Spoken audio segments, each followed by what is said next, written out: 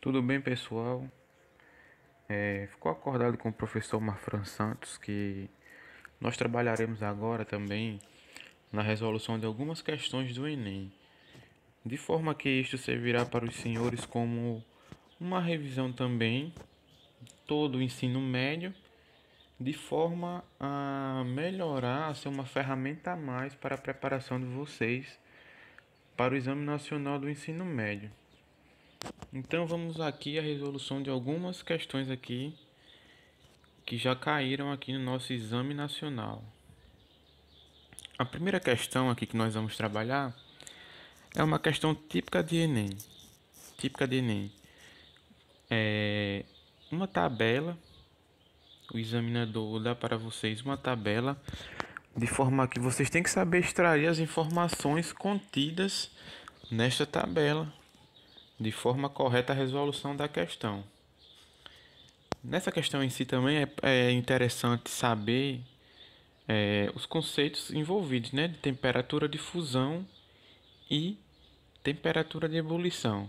Mas vamos primeiro aqui à leitura da questão para proceder à sua resolução. Questão retirada aí do Enem 2016. O quadro apresenta alguns exemplos de combustíveis empregados em residências, indústrias e meios de transporte. Aí nós temos aí o combustível, sua temperatura de fusão e temperatura de ebulição. Temperaturas aí dadas em graus Celsius. Para o combustível butano, sua temperatura de fusão é de menos 135 graus Celsius, temperatura de ebulição menos meio grau Celsius. Etanol, temperatura de fusão menos 112 graus Celsius, temperatura de ebulição 78 graus Celsius. Para o metano, temperatura de fusão menos 183 graus Celsius e a temperatura de ebulição menos 162 graus Celsius. Para o metanol, temperatura de fusão menos 98 graus Celsius e temperatura de ebulição 65 graus Celsius. E por último, para o octano, a sua temperatura de fusão é menos 57 graus Celsius e a temperatura de ebulição 126 graus Celsius. Qual é a pergunta? São combustíveis líquidos a temperatura ambiente de 25 graus Celsius. Quais combustíveis? E aí, você pode ficar em dúvida aqui, qual temperatura eu vou levar aqui em consideração? A temperatura de fusão ou a temperatura de ebulição, né? Porque aqui é dado para a gente a temperatura de fusão e a temperatura de ebulição. Qual das duas? Para a questão ficar bem resolvida mesmo, se souber os dois conceitos, melhor. Mas pela temperatura de ebulição, você mata essa questão já. Vamos ver aqui. Esse aqui é o diagrama de fases da água, né? Esse diagrama de fases da água mostra o que acontece aqui com o aumento de temperatura, em qual estado de agregação da matéria esse composto apresentará. Então, basicamente assim, nós temos três estados de agregação da matéria, né? O estado sólido, estado líquido e estado gasoso, né? Que isso vai ser em consequência da interação que está ocorrendo ali e do espaçamento entre os átomos presentes. No caso aqui da água, nós temos aqui, 0 graus Celsius, que é a chamada temperatura de fusão da água. É nessa temperatura que a água começa a passar do estado sólido para o estado líquido. Então ali, como a gente viu naquela questãozinha, a temperatura de fusão é a temperatura na qual tem o equilíbrio aqui entre o estado sólido e o estado líquido, de forma que o material está passando para o estado líquido. Que nós podemos observar aqui, de forma que a temperatura vai aumentando aqui, passou de 0 graus Celsius, a água continua no estado líquido, até que atinge a marca de 100 graus Celsius. Aí é a temperatura na qual vai começar a ocorrer a passagem do estado líquido para o estado vapor, estado gasoso. Tá aqui, é um equilíbrio entre o líquido e o vapor. De forma que quando a temperatura vai aumentando mais, nós teremos apenas vapor de água. Então, gente, temperatura de fusão vai começar a ocorrer a passagem do estado sólido para o estado líquido. E a temperatura de ebulição começará a passagem do estado líquido para o estado vapor. Vamos voltar aqui à nossa questãozinha.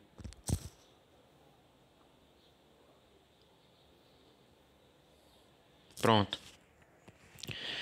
Então, quais combustíveis são líquidos a temperatura ambiente de 25 graus Celsius? Então, se nós aqui nessa temperatura de fusão aqui, todas são temperaturas negativas. Então, antes mesmo de atingir 0 graus Celsius, todas elas já terão passado do estado sólido para o estado líquido. Agora, quando nós vamos aqui observar a nossa base aqui, a temperatura que ele deu de 25 graus Celsius, né? Então, a menos 0,5 graus Celsius, aqui é a temperatura de ebulição do butano. O butano já está em estado gasoso, então nós já podemos descartar ele. A temperatura de ebulição do etanol é 78 graus Celsius, então a 25 graus Celsius ele ainda estará no estado líquido. Metano, menos 162 graus Celsius, então antes mesmo do próprio 0 graus ele já estará no estado gasoso. Metanol, sua temperatura de ebulição 65 graus Celsius, então é apenas nessa temperatura que ele começará a passar para o estado vapor. Então a 25 graus Celsius ele ainda estará no estado líquido. E o octano, temperatura de ebulição 126 graus Celsius, estará também no estado líquido. Então a resposta da questão é alternativa B, etanol, metanol e octano. Vamos para a próxima. Outra questão típica do Enem, né? Um texto aí longo, né? Para você ir recolhendo as informações dele. Vamos lá. A bauxita, composto por cerca de 50% de óxido de alumínio, é o mais importante minério de alumínio. As seguintes etapas são necessárias para a obtenção de alumínio metálico. Então, esse daí ele vai descrever algumas etapas na qual vai ocorrer a transformação do óxido de alumínio para o alumínio metálico, o alumínio puro.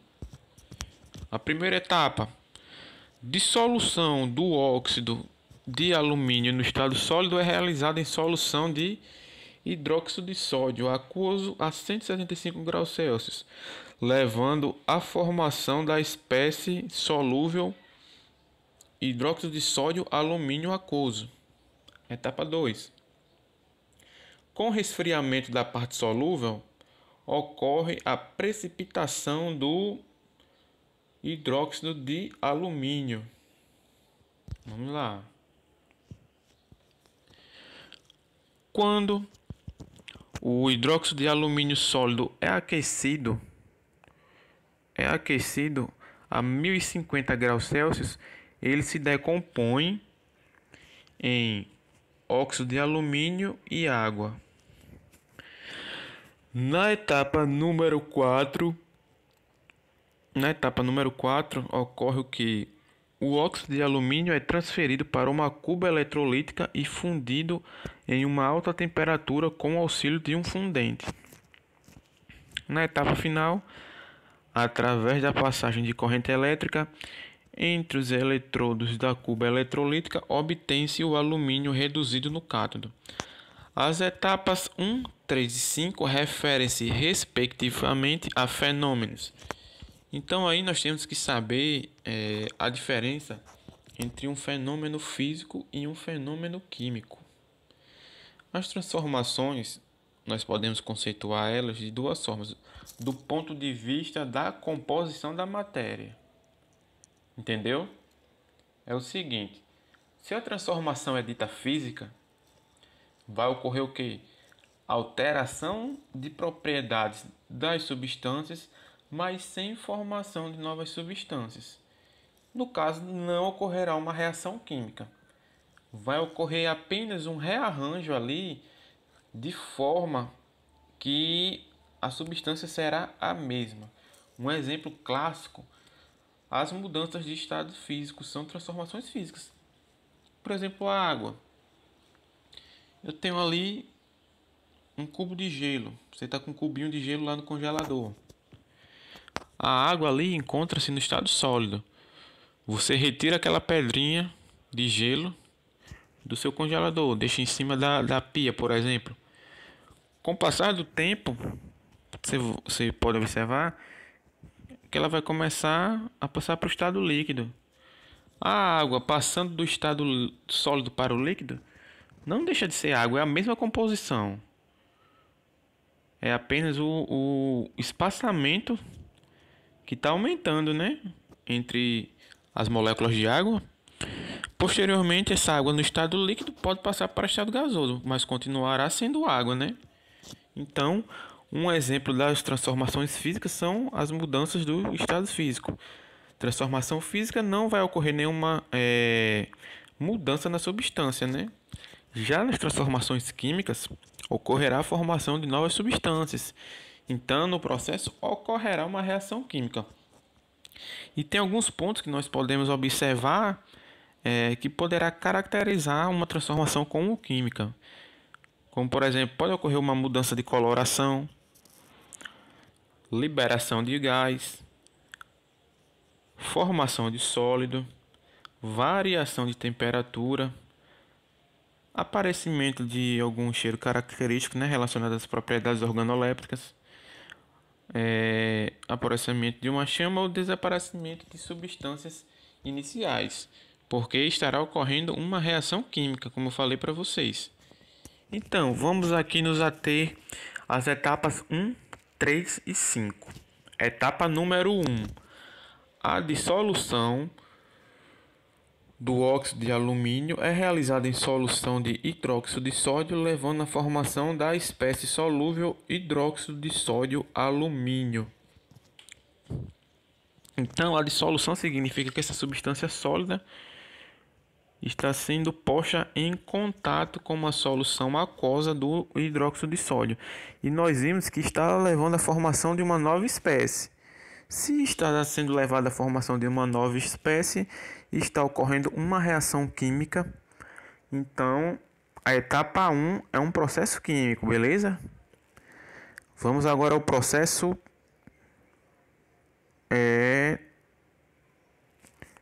3. No processo 3, quando o hidróxido de alumínio sólido é aquecido a temperatura de 1050 graus Celsius, ele se decompõe em óxido de alumínio e água. Está ocorrendo a decomposição, está sendo formado duas novas substâncias ali a partir da primeira. Uma reação de decomposição. Então, a etapa 3 também é um processo químico. Vamos à quinta etapa. Através da passagem de uma corrente elétrica entre os eletrodos da cuba eletrolítica, obtém-se o alumínio reduzido no cátodo. Então, a corrente elétrica vai passar por esse óxido de alumínio de forma que vai obter apenas o alumínio metálico. Está ocorrendo uma reação de óxido-redução, né? Está ocorrendo reação química, caracteriza um processo de transformação química. Então, o gabarito é letra E. Né? As etapas 1, 3 e 5 referem-se respectivamente aos fenômenos químico, químico e químico, como nós vimos.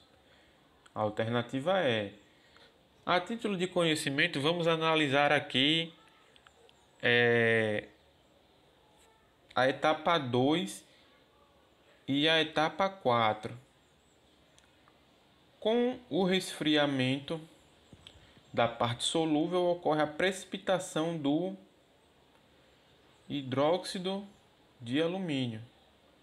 Veja bem, está ocorrendo um resfriamento. Vai ocorrer só um rearranjo de forma que o sódio vai sair, vai se desligar ali do hidróxido de alumínio, mas não vai caracterizar uma reação. Está tendo apenas um rearranjo a partir do resfriamento. E na etapa 4, o óxido de alumínio é transferido para uma cuba e fundido. Como fundido é o que? É a passagem do estado sólido para o líquido, de forma que mudanças de estado físico não são transformações químicas, não ocorre reação química. Beleza? Vamos à nossa terceira questão, retirada também do Enem 2016. Outro textinho. Primeiro, em relação àquilo que chamamos água, quando congela, parece-nos estar a olhar para algo que se tornou pedra ou terra, mas quando derrete e se dispersa, esta torna-se bafo e ar. O ar, quando é queimado, torna-se fogo. E, inversamente, o fogo, quando se contrai e se extingue, regressa à forma do ar.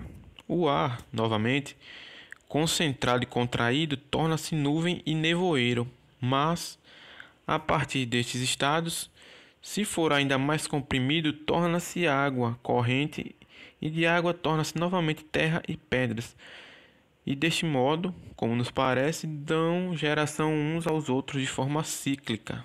Platão falava isso, galera. Vamos lá, do ponto de vista da ciência moderna, os 4 elementos descritos por Platão correspondem, na verdade, às fases sólida, líquida, gasosa e plasma da matéria. De forma que eu posso promover uma mudança de estado físico tanto pela variação de temperatura quanto pela variação de pressão. As transições entre elas são hoje entendidas como consequências macroscópicas de transformações sofridas pela matéria em escala microscópica, excetuando-se a fase de plasma, que é mais relacionada àqueles fluidos não newtonianos. Nós vamos nos ater aqui apenas aos estados sólido, líquido e gasoso. Essas transformações sofridas pela matéria em nível microscópico estão associadas a uma. Gente, como nós vimos na questão anterior, mudança de estado físico é uma transformação química, não está ocorrendo reação química, a substância é a mesma, de forma que algumas propriedades poderão ser mudadas por causa de quê? Por causa da configuração estrutural que ocorreu ali entre os átomos, de forma que nós podemos exemplificar a água no estado sólido. Estado sólido, as moléculas de água estão mais próximas.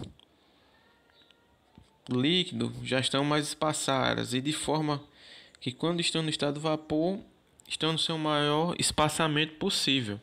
Então, essas transformações sofridas pela matéria em nível microscópico, essas mudanças de estado físico, estão associadas a uma alternativa A, troca de átomos entre as diferentes moléculas de um material, não, né? Não está ocorrendo troca de átomo, porque a água é a mesma, né? H2O, independente do estado físico da matéria, né? Transmutação nuclear dos elementos químicos do material. Transmutação nuclear, transformação de um elemento em outro. De forma também aí absurda também não está ocorrendo. Redistribuição de prótons entre diferentes átomos do material, também não. Se não está ocorrendo nenhuma reação nem transferência de elétrons, quem dirá transferência de prótons, né? Olha aí a alternativa D. Mudança na estrutura espacial formada pelos diferentes constituintes do material. Esse é nosso gabarito, como eu falei para vocês. Está ocorrendo uma mudança na estrutura, né? De forma com maior ou menor espaçamento, de forma que quanto maior for esse espaçamento, a água vai passando, né? Vai mudando de estado sólido, líquido e gasoso. Se eu for diminuindo o espaçamento, ela vai saindo do sólido para o líquido, ou do gasoso para o líquido e para o sólido. Tudo vai depender dessa conformação espacial. Nosso gabarito é a letra D. Vamos analisar a alternativa E. Alteração nas proporções dos diferentes isótopos de cada elemento presente no material. De forma nenhuma também está ocorrendo essa mudança, né? Então, gente, tem aqui ainda um esqueminha para vocês, né? Como eu falei para vocês ali, que eu posso mudar um estado de agregação da matéria usando tanto mudança de temperatura como de pressão. Nós vamos levar em consideração aqui a temperatura, né? Nós temos a água aqui, estado sólido, líquido e gasoso. Com o aumento de temperatura, eu vou ocasionando um maior espaçamento das moléculas de água. E de forma que, se eu vou diminuindo a temperatura, elas vão perdendo energia cinética e o espaçamento delas vai diminuindo. Aí tem aí, né, o nome que se dá a cada dessas transformações. A título de informação, nós poderemos trabalhar melhor aí quando formos falar sobre os processos de separação, né, de mistura de componentes. Então, gente, é isso. Bom estudo para vocês e até a próxima. Valeu!